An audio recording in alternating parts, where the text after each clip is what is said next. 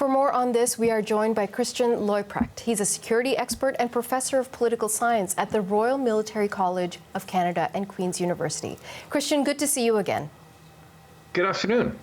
Christian, the Canadian government has come out. They're saying that analysis conducted independently by the Canadian Forces Intelligence Command indicates with a high degree of confidence that Israel was not responsible for that hospital being bombed or that strike against the hospital in Gaza on October 17th. How exactly would the Canadian forces be able to come to that conclusion? How would they gather evidence for that? So it's a good question, but it's actually not all that difficult to do. So one is you would use intelligence assets, including radar and geospatial intelligence, to look at activity in the area, including, for instance, any air assets that Israel might have had in the air at the time that could have fired a missile. You would be looking at missile activity, that is to say, who was active and what types of missiles do the different actors have at their disposal. You would look at open source video and images, in particular to ascertain the blast radius, what sort of damage was done, and the crater that would have been associated with this damage. And you'd look at what weaponry each side has at its disposal that might then result in the sort of damage that you're seeing. And by the time you collate all those data points, you can triangulate with a fairly high degree of accuracy likely what might or might, at least in this case, might not have caused the impact. And you'll see in the reporting, there were two types of reporting. One is that Israel is likely not to have caused this particular impact. This is with a high degree of certainty, and with a lower degree of certainty that it was probably a misfired missile by Hamas. Oh, explain that distinction. Why is that distinction between the two theories important? Yeah, so good question.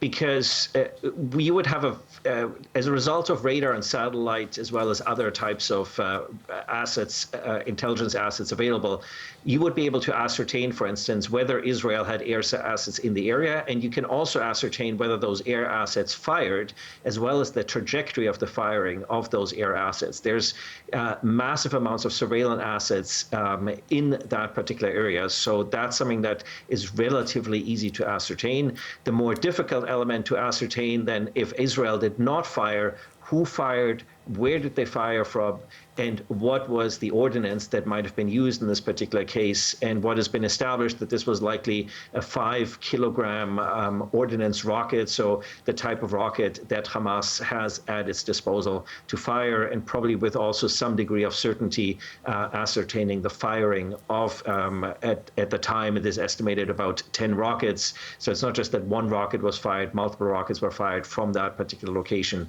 and one appears to have misfired or gone astray. Let me ask you something else, which is sort of on the side of this conversation, but why would Canada feel the need to weigh in on this? Why would they need to do their own independent investigation? So in this particular case, anything in this conflict is going to be highly contested. And so what I think the West is trying to establish is multiple independent points of analysis and data points to corroborate the assertions that have already been made by Israel, by the United States, a couple of days ago by France. And so everybody looking at this independently. The challenge, of course, is that even if we could establish with 100% certainty what transpired here, it probably wouldn't matter, because we're talking about a region where populations have for decades know that they can't trust their local media reporting, because their media reporting is highly censored by the regimes under which they live. And so populations ultimately weave narratives with evidence that fit their particular worldview. And so really this is also a significant part of information operations. In this particular case, Hamas got out of the starting blocks first with its information operation about the strike, and that's ultimately what got traction, in particular among populations in the Middle East that distrust Western and their own official media.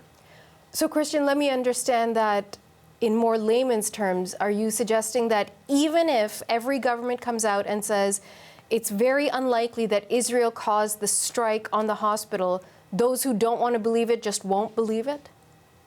Well, it's very much sort of akin to what we're living with dis and misinformation in our own societies. If people are skeptical towards the sources that are making those proclamations, and inherently in the Middle East, populations will be skeptical about any Western news sources and any sources that come from Israel. But on top of that, they're very skeptical about their own news sources, in particular state-based news sources, then you're unlikely to have an impact in terms of changing the narrative or changing the perception of local populations. Okay, Christian Leuprecht, thank you so much. It's been my pleasure. Thank you.